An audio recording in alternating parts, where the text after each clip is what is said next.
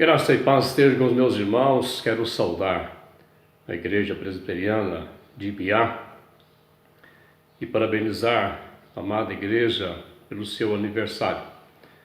Muito obrigado ao Conselho pelo convite de trazer aos irmãos mensagem nesta oportunidade. Obrigado, Reverendo Luiz, Felipe, e desejo que Deus seja bendito e engrandecido com o ministério desta igreja nesta cidade.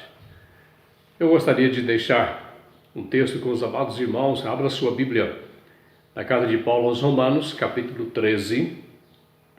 Vou ler a partir do versículo 8. Romanos, capítulo 13, a partir do versículo 8. Vamos refletir nesse texto bíblico.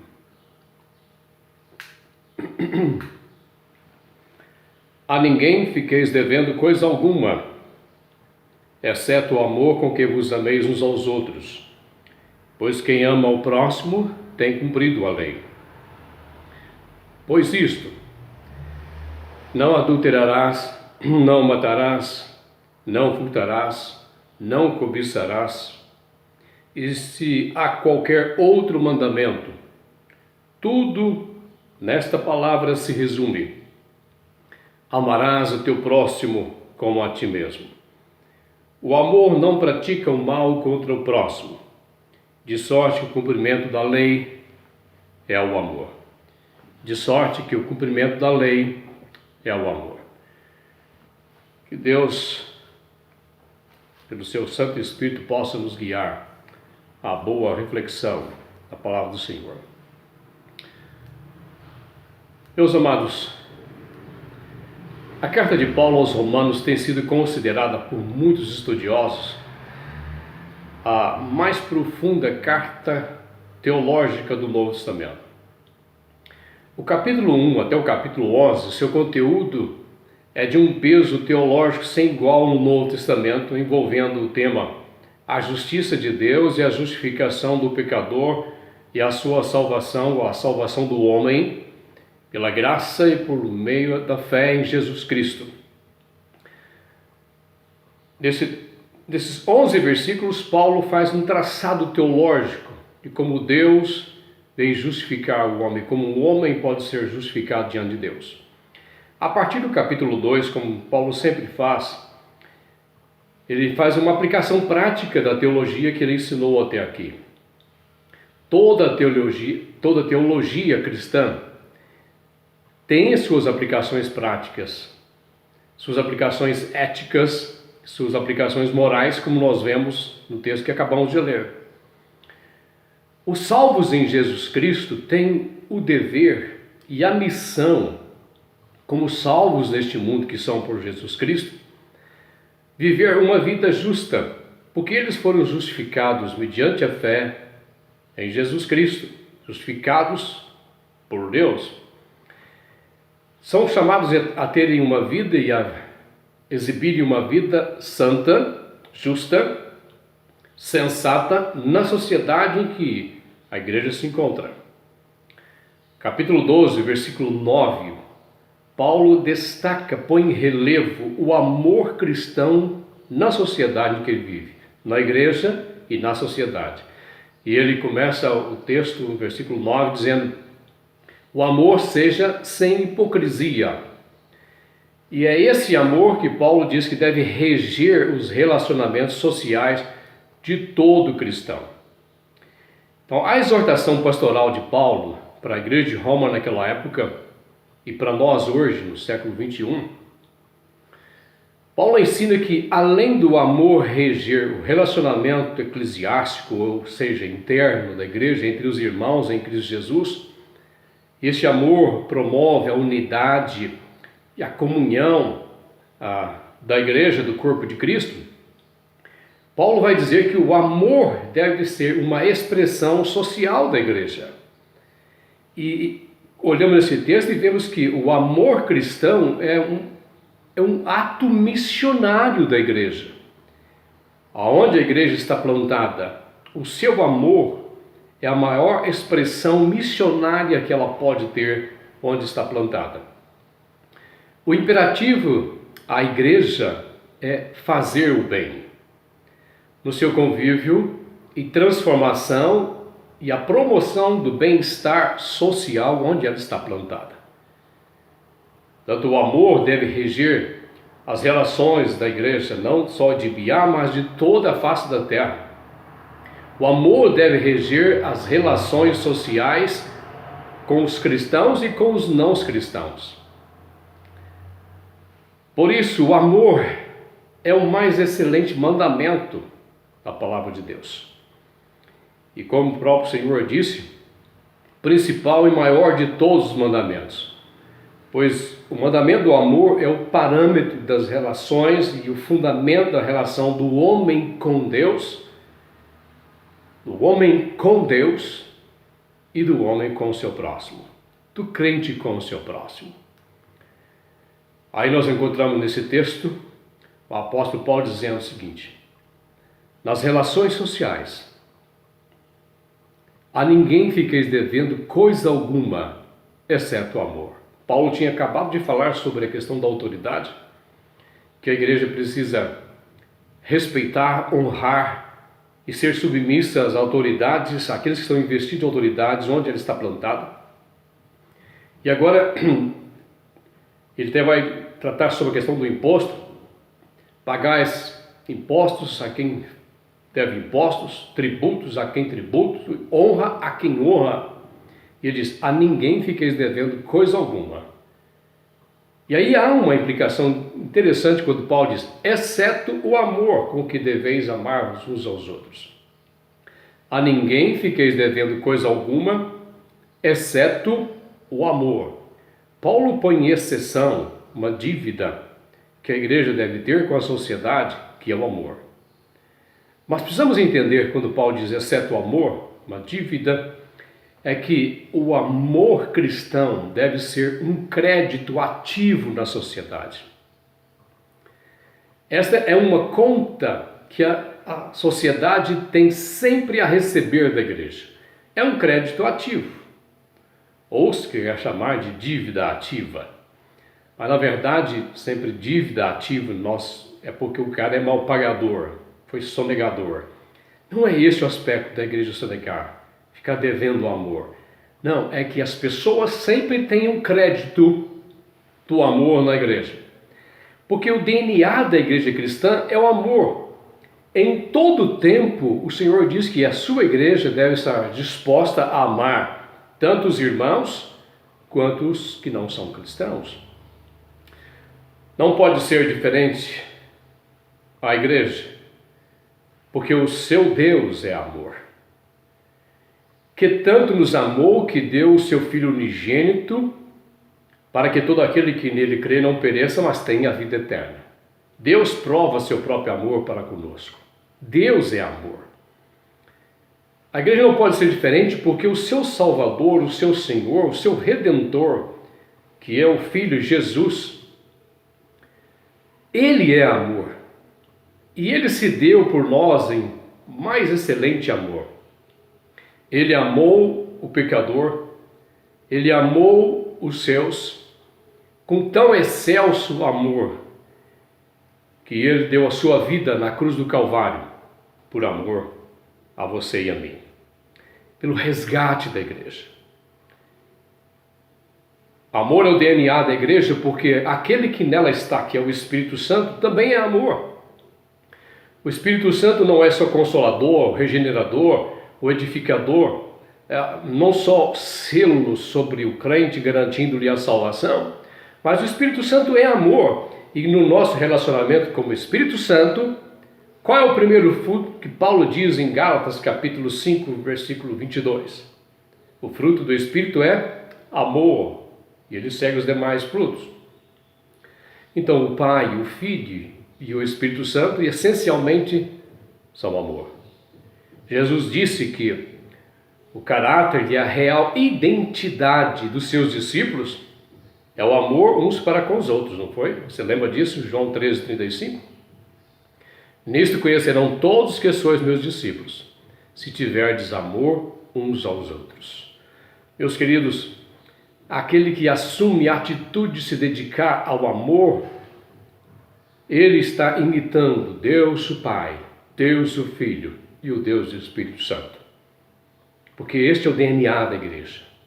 E aquele que assume a atitude de se dedicar ao amor é sempre altruísta. Ele sonha mais do que os outros. Aquele que ama se arrisca, se aventura muito mais do que os outros. Aquele que ama trabalha e serve com prazer mais do que outros. Aquele que ama conquista mais do que os outros com graça.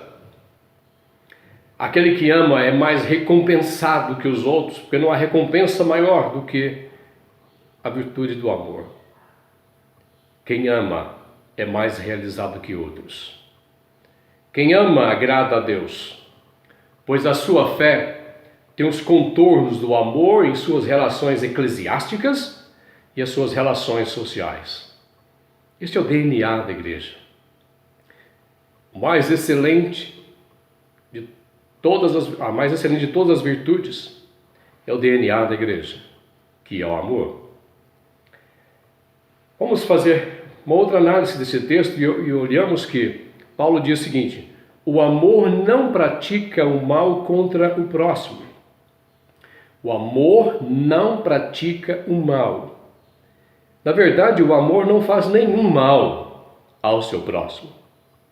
Porque o amor, na verdade, ele é ativo. E há uma palavra que eu quero usar dizendo o seguinte, que o amor é sempre proativo. Sabe qual é a diferença entre alguém reativo e alguém proativo? Reativo é aquela pessoa que espera a ação de outra pessoa para depois agir. Por exemplo, alguém entra aí na igreja e vê que um lustre da igreja está com um fio arrebentando.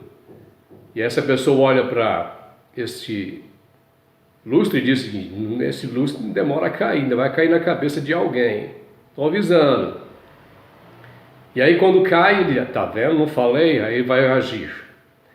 O proativo, ele vê o mesmo lustre que está com um fio arrebentando, e ele diz: esse fio está arrebentando e esse lustre vai cair na cabeça de alguém qualquer hora.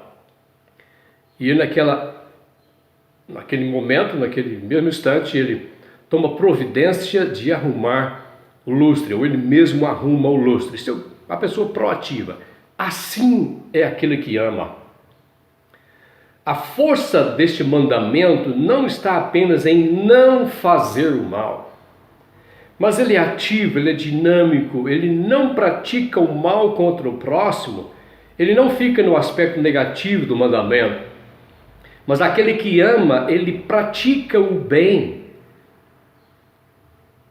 ele faz o bem ao próximo em todo o tempo, quando necessário for. Lembra que Jesus disse o seguinte: tudo quanto quereis que os homens vos façam, fazei vós primeiros a ele. Portanto, o amor antecipa qualquer atitude de outra pessoa. Não é porque a outra pessoa venha merecer. É que, na verdade, esse amor é dinâmico, está pronto a se envolver para fazer o bem. Pouco anterior, no capítulo 12 de Romanos, versículo 21, o apóstolo Paulo diz o seguinte, que o amor não é reativo, não pratica o mal, ele não é vingativo. Ele diz o seguinte para a igreja: não te deixes vencer do mal, mas vence o mal com o bem. Olha, o amor não age para praticar o mal, não é revídio. Nós lembramos que Paulo disse em 1 Coríntios 13, versículo 5, o amor não se ressente do mal. O servo do Senhor Jesus Cristo não deixa de amar nem quando é ferido. Ele não deixa de amar nem quando é maltratado. Então nós somos chamados para amar a semelhança de Deus e a semelhança de Cristo Jesus. E nós que professamos Jesus Cristo, que temos o seu Espírito Santo, seu primeiro fruto na vida do cristão é amor. Por isso, o amor, e aquele que ama, nunca é omisso, mas está sempre na dinâmica de servir e fazer o bem. Lembra que Tiago disse: aquele que sabe que deve fazer o bem e não faz, nisso está pecando. Ele está quebrando o mandamento. O amor, segundo o apóstolo Paulo, nos relacionamentos sociais que tantas vezes são difíceis, relacionamentos muitas vezes que são com pessoas que não têm os mesmos valores, não têm os mesmos princípios, uma sociedade que abre mão dos valores morais, éticos, religiosos. Paulo diz que o amor, na verdade, coíbe o mal. E o amor promove o bem social. Portanto, que bem a igreja pode fazer na sociedade onde ela está? Terceira coisa que o apóstolo Paulo diz nesse texto é que de sorte que o cumprimento da lei é o amor. Está aí no versículo. De sorte que o cumprimento da lei é o amor. Isso que nos faz pensar de que cumprir a lei é o dever de todo judeu, de todo crente do Velho Testamento e do Novo Testamento. Sabemos que Cristo cumpriu a lei por nós, em nosso lugar. Por isso ele foi maldito no madeiro, assumindo o nosso lugar diante da justiça de Deus. Mas os versículos que Paulo coloca, os mandamentos que Paulo coloca, é aquele chamado do decálogo, ou os 10 mandamentos. Os primeiros mandamentos, os 4 primeiros mandamentos estão marcando a relação do homem com Deus, com o seu Deus. Mas a maioria dos 10 mandamentos é a relação do homem com o seu próximo, a começar com a sua família, com seus pais. E nós entendemos por esse texto bíblico que aquele que ama aprende que amar é exceder o senso de dever. Não fazemos porque devemos fazer, fazemos por amor.